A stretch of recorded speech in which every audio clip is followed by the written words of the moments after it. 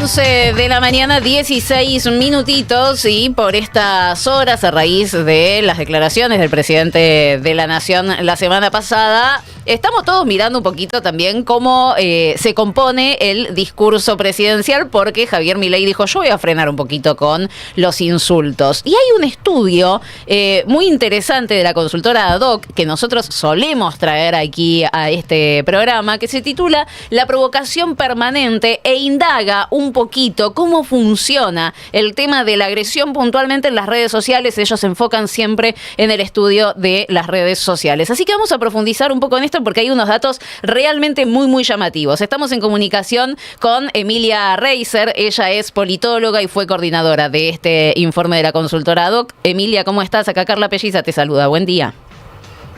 Hola, buenos días, Carla, ¿cómo estás? Un gusto saludarte a vos y a todo el equipo. Muy bien. Bueno, contanos un poquito, en principio, cuestiones más que nada operativas. ¿Cómo fue que se les ocurrió enfocarse puntualmente en la cuestión de la agresión en las redes sociales, en la cuestión del insulto, y cómo diagramaron este estudio? ¿En qué decidieron enfocarse?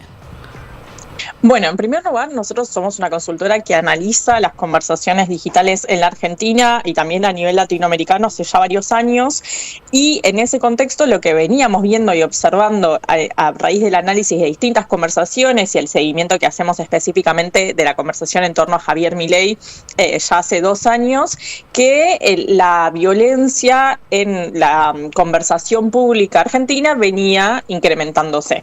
Es decir, que veíamos cada vez mayor uso de agresiones, mayor uso de chicanas, de descalificaciones y demás. Y lo que decidimos fue ir a ver si efectivamente esa percepción que teníamos nosotros, más de tipo cualitativa, se podía respaldar con datos.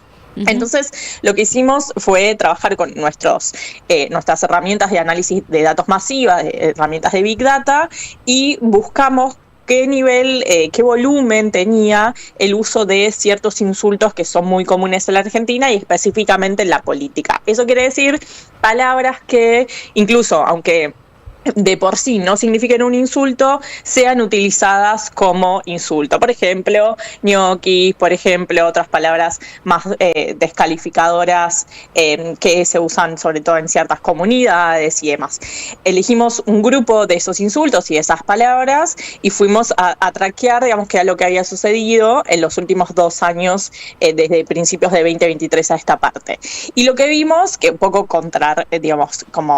respalda nuestra percepción inicial, es que desde enero de 2023 a mediados de 2025 casi que se duplicó, aumentó en un 90% el uso de insultos que se registran por día. Pasamos de 920 insultos por hora en enero de 2023 a casi 1.700, un poquito más de 1.700, por hora en mediados de 2025, sobre todo cuando fue el escándalo de Libra en febrero y marzo, que fue un gran pico de insultos. Entonces, básicamente con estos datos y otros más de tipo cualitativos, pudimos respaldar esa hipótesis que era nuestra percepción, pero que fue la que nos guió a hacer este informe, ¿no? Impresionante realmente el número, ¿no? Y el nivel de crecimiento en tan poco tiempo. ¿A qué se lo atribuís vos puntualmente? Si es a la validación que hace el presidente de la Nación, Javier Milei, es a un cambio de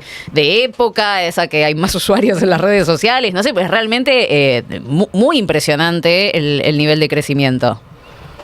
Tiene que ver con distintas cosas. Algunas, como bien vos mencionaste, que el hecho de que Milei como figura presidencial utilice insultos es una forma de legitimar el uso de esas palabras o de esa retórica y esa estética del insulto y de la violencia en general hacia abajo, ¿no? O sea, es la forma máxima de legitimación es la del presidente de la Nación hoy en día. No es lo mismo lo que diga y como lo diga él que lo que diga cualquiera de nosotros como usuarios de a pie en las redes sociales. Eso por un lado. Por otro lado, también la propia lógica de la dinámica que tienen las redes sociales hoy en día, la cual proliferan ese tipo de discursos dentro y fuera de la política de una forma mucho más fácil que que retóricas mucho más positivas o más neutrales. Funciona así, tiene que ver con la dinámica propia de la comunicación digital hoy en día, a lo cual se le han sumado también otros referentes de otros sectores políticos que han empezado a utilizar también esos insultos o chicanas o agresiones porque han entendido que era la forma de subirse al ring para disputar con el actual oficialismo la que llaman la batalla cultural. Bueno, cómo había que subirse al ring para disputar en el mismo nivel discursivo con el presidente, bueno, subiéndose a los insultos porque era la forma que entendieron que era necesaria para participar de la conversación pública digital hoy en día y que tuviera en algún punto repercusión, ¿no? Y no quedarse al margen. Entonces empezamos a ver en el último tiempo cómo referentes políticos de hace varios años en la política que no usaban este tipo de recursos retóricos los han empezado a usar. Bueno, entonces, eso es algo que nosotros, sí. Sí, no, justo te iba a profundizar sobre eso, porque estoy viendo acá los datos del informe, lo pueden revisar y seguir las redes sociales de ADOC, por supuesto, siempre sacan informes realmente muy piolas y ustedes cuantifican, ¿no? El nivel de insultos y me gustan las aclaraciones, ¿no? Porque vos tenés la Libertad Avanza y Afines sin Milei, porque claro, si tomás la variable Milei se te dispara por los aires, que es claramente el espacio que más insulta, después le sigue el PRO, también le sigue el peronismo, vos decís de otros espacios políticos, pero muy atrás también el peronismo. Es como que hay una notoria diferencia, estamos hablando de más de 1.200 insultos para el PRO y después para la Libertad Avanza más arriba, y el peronismo por debajo de los 500, o sea, como que participan pero no tanto, ¿no?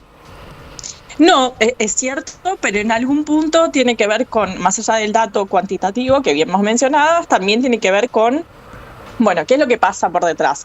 No es que es 0 insultos, es 500 insultos en los últimos años por parte de 10 referentes políticos, no es que elegimos a todos los referentes políticos, lo cual habla de un cambio. Nosotros sacamos un informe en enero que mostraba la evolución de los principales referentes políticos en la Argentina y cómo habían pasado de no usar a empezar a usar, y eso es lo que nosotros vemos como llamativo y sobre todo preocupante, porque es eso, no deja de ser que sí, todos tienen. Es cierto que es muy llamativo este dato, hay que de los 10, nosotros que llamamos provocadores de la Libertad Avanza, Milei publica la misma cantidad de insultos que los otros 9, eso es un dato totalmente impactante. Pero los otros dos sectores también se han empezado a sumar y el peronismo también de a poco se ha empezado a sumar, no en el mismo volumen, pero lo cierto es que podemos decir que es una retórica que está siendo transversal a todo el arco político. Y eso es en algún punto lo que nos preocupa como analistas del sistema político argentino en general, más allá de lo coyuntural que es, bueno, hoy en día el gobierno de Milei y hoy en día los más intensos como comunidades políticas o las comunidades los usuarios de las comunidades libertarias y eso sin dudas, ¿no? Pero sí lo estamos viendo como una dinámica de la cual ningún sector político está exento. Emilia, ¿qué tal? Martín Epstein te saluda, ¿cómo estás? ¿Qué tal, Martín? Te quería preguntar, recién cuando te presentabas hablabas de que el laburo que hacen lo hacen no solo para Argentina, sino que también tienen una mirada en otros países de la región, entendí que por Latinoamérica. ¿Tienen algún testeo de cómo se da este tipo de dinámicas de uso de agresiones o de insultos en otros países de la región para ver si es una situación muy particular de la Argentina por la figura de Milei, por las formas de Milei, o es algo que se reproduce en otros países? Mira, nosotros este mismo informe no lo replicamos, es una idea, pero no lo replicamos todavía para el resto de los países. Para ser honestos, son informes que nos llevan muchos meses de trabajo. Claro. Y arrancamos por el ecosistema que nosotros más conocemos y sobre el que más trabajamos. Sí hemos hecho otro tipo de estudios, por ejemplo, hemos analizado la incidencia que tenía la figura de Elon Musk en las conversaciones en los distintos países de Latinoamérica, cuando fue todo el escándalo, no sé si se acuerdan, con Brasil, que por un momento estuvo bloqueada la red social en Brasil a los inicios del gobierno de Lula y el conflicto político que eso desencadenó, sus comentarios respecto de Petro en Colombia, su apoyo a Milei. Bueno, analizamos las distintas conversaciones, y sí algo que nosotros vemos como tendencia es que dentro de los países hispanohablantes, Argentina siempre es la más intensa, digamos, donde más conversación hay, donde más usuarios también hay, tanto por una cuestión poblacional como por una cuestión también de uso de las redes sociales, y lógicamente, bueno, Brasil también va a la par por las mismas razones. Pero la verdad es que en cuanto a niveles de insultos no lo hemos analizado. También implica un análisis mucho más cultural, porque yo les puedo decir, bueno, en la Argentina la palabra ñoquis es un insulto, o mandriles pueden ser entendidos como un insulto, y en Colombia serían totalmente otros, ¿no? Entonces sería otro trabajo de más tipo cualitativo y cuantitativo que habría que hacer. Pero sí lo que te puedo decir ante otros estudios que hemos hecho es que Argentina suele ser en general la que genera mayor volumen en términos de menciones de cualquier tipo de conversación dentro de los países hispanohablantes, ¿no? Emilia, Gaby te saluda. En los últimos informes de ADOC, lo que veníamos viendo era que ya perdía intensidad, lo que en algún momento había sido toda una novedad, y de cómo capitalizaba ahí la libertad avanza y Milei por sobre todas las cosas ahí en las redes. Esto, ustedes están viendo una tendencia que, digamos, se solidifica, esto de que cada vez hay menos conversación. No significa que no la haya, que sigue habiendo mucha, pero, digamos, en comparación a lo que fueron los primeros meses. Sí, efectivamente. De hecho, hoy vamos a sacar un nuevo informe de lo que fue la conversación de julio y ahora incluyendo también lo que sucedió con el veto, y seguimos viendo eso, incluso ante conversaciones relevantes en lo que es la opinión pública y la conversación digital en la Argentina, como lo del veto, por ejemplo. Ni siquiera eso hace que vuelva la conversación a los niveles que tenía el año pasado. Estamos registrando más o menos la mitad del 50% de la conversación ahora en estos meses de junio y julio respecto de lo que había en junio, julio del 2024. Y nosotros lo venimos viendo eso ya como una tendencia, desde lo que fue el escándalo de Libra a esta parte, ya marzo en adelante, vienen decayendo la cantidad de menciones. Ahora no es que están decayendo, sino que están en una suerte de meseta. Y eso es un fenómeno que nosotros veníamos viendo ya desde octubre del año pasado. Lo que sucedió es que en febrero, con todo lo de Libra, lógicamente la conversación se incrementó exponencialmente. Pero después enseguida volvió a bajar, entonces también podemos hablar de que fue un hecho totalmente excepcional. Si no, veríamos claramente una caída desde octubre a esta parte, casi un año, un poquito menos, en el cual la conversación de Milei, lo que nosotros entendemos como el interés en claro, torno como que a empieza a perder fuerza, digamos, esto de la intensidad que tenía en las redes, que había sido, por supuesto, su fuerte durante toda la campaña y al comienzo de la presidencia, empieza a perder fuerza. Y otra cosa que te pregunto es por la agenda, digamos, ¿quién está marcando la agenda? Porque es algo que también ustedes venían midiendo y siempre estaba arriba, digamos, en marcar el rumbo de qué se conversa, cuál es la conversación que, digamos, se circunscribe, por supuesto, siempre lo decimos, a las redes, una agenda positiva o en todo caso que la marcaba la libertad avanza. ¿Qué están viendo en ese sentido ahora? No, eso ya no lo vemos con tanta preponderancia. Es un poco, va todo un poco de la mano, de la ¿no? mano, claro. El volumen de conversación, lo que nosotros también vemos que es el sentimiento, que ya hace 6 meses que venimos registrando que el sentimiento respecto de Milei es mucho más negativo que positivo. Entonces, eso también es una tendencia que habla de que evidentemente, más allá de que haya algunos temas que logren instalar en agenda, no siempre lo logran o no siempre con tanta masividad, y por otro lado el encuadre no es tan fácil de marcar como si era a principios de mes. ¿A qué me refiero?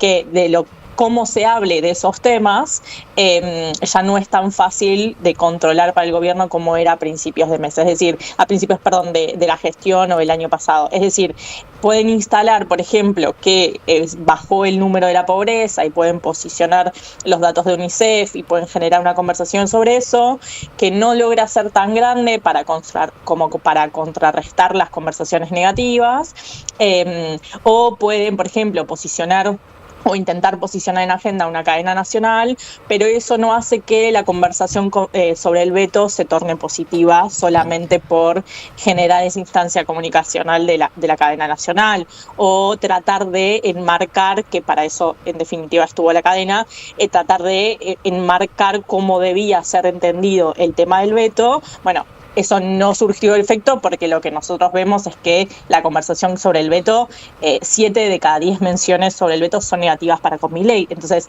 eso me refiero de ya no es tan fácil para ellos tanto instalar temas masivos como instalar cómo se habla de esos temas masivos. Y sí, algunos más pequeños, como por ejemplo la agenda internacional, que es una agenda que siempre el gobierno logró manejar como quiso, porque es una agenda que a la oposición no le interesa. Claro. Entonces, todo lo que tiene que ver con las visitas internacionales, los viajes de Milei al exterior, son conversaciones que el gobierno maneja bien, digamos, que posiciona y de la forma que quiere, porque la verdad es que un poco la oposición lo deja hacer. Entonces, en estos casos puntuales sí, pero después hay otros que un poco se le cuelan por la ventana, que cuando hay cierta coordinación de varias comunidades al mismo tiempo, bueno, se instala el tema del veto o se instala muchas veces la conversación respecto de Karina Milei de forma negativa, o vuelve a aparecer el tema de Libre y demás, ¿no? Claro. Y te hago la última de mi parte, y sé que es todo muy reciente, que probablemente lo tengan ahí en agenda, no sé si ya tienen algún tipo de información para darnos, pero ¿estuvieron midiendo todo lo que pasó con el CONICET? Estuvimos midiendo hasta hace un par de semanas. La verdad es que todavía no actualizamos los datos, pero lo cierto es que en ese momento habíamos comparado la entrevista, no sé si se acuerdan, con Fantino en Neura, que había tenido el presidente con el CONICET, o sea, con el streaming del CONICET, que fue el momento de mayor auge cuando se empezaba a conocer, y había superado la conversación digital por lejos a lo que había sido la entrevista puntual de Milei en ese día, ¿no? Como para comparar dos hechos que habían sucedido en el mismo momento. Excelente. Sí, pero bueno, no tenemos todavía los datos actualizados, siendo que terminó ayer o antes de ayer, si no me equivoco, para ver todo lo que fue la conversación. Seguramente siguió increyendo, porque también eso se veía en las reproducciones del streaming, ¿no? Iniciaron con pocos visualizadores y terminaron con cerca de 70.000. Sí, fue creciendo, claro, fue un increyendo tremendo. Tremendo. Claro. Exacto. Bueno, Emilia, vamos a esperar obviamente todos los próximos informes de ADOC. Felicitaciones por el laburo y muchas gracias por estos minutitos. Gracias por el llamado a ustedes. Abrazo grande. Emilia Reiser, ella es politóloga, fue coordinadora de este informe que es la provocación permanente. Los pueden seguir en las redes sociales, es ADOC, y ahí los pueden seguir en Twitter. Está colgado este informe donde uno de los datos, no seguimos porque si no íbamos a terminar más y pobre ya se viene Gera con Ready, pero uno de los datos llamativos es que de los 10 usuarios que más putean en la República Argentina, Javier Milei es el primero no troll en esa lista. O sea, arriba de Javier Milei solo hay trolls. Él es la primera persona humana, que encima es presidente de la nación, no paga para eso, que más insulta en las redes sociales. Es realmente impresionante. Y también muestra el rol de un empresario como es Marcos Galperín, que también incrementó exponencialmente el nivel de insultos en las redes sociales, tanto por sus propias publicaciones como por las revalidaciones que él hace de cuentas libertarias, trolls y demás, dándoles retweets y demás. Así que muy interesante verlo en este marco en que Javier Milei dice que va a insultar un poquitito menos. 11 de la mañana, 34 minutitos.